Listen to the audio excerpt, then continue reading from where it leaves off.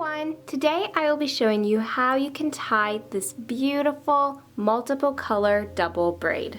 To begin, I've gone ahead and attached 3 cords to my dowel rod with a lark's head knot. I also recommend adding a little bit of tape to the ends of your far left cord and your far right cord just to help us keep track of our cords a little easier as we tie this knot. And you'll see why as we get going. Now our first step is to take those 2 outer cords and send them behind all the other cords, crossing the left over the right to form a loop. Now I'm going to take my 2 cords in the very center and kind of separate them so we see this loop here right between. I'm going to take those 2 middle cords, curl them behind and all the way around to go through that loop. Just like that. Now we're going to take this cord here on the left side. It's going to twist around to go through the loop here on the left side. And then we're going to do the same on the right. So you see the loop here on the right. That cord on the right goes behind, around, and through. Then we're just going to tug on those 2 cords that crossed in the back to tighten up our knot. We're also going to tug on each individual cord as well to tighten it all up and smooth everything out.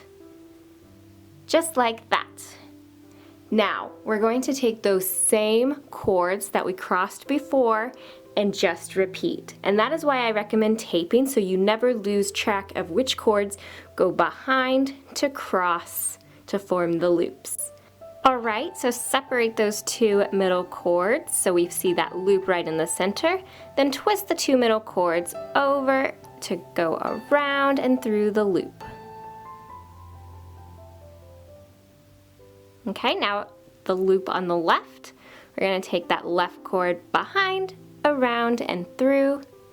And then on the right, we're going to go behind, around, and through. Pull on your cords to tighten everything up.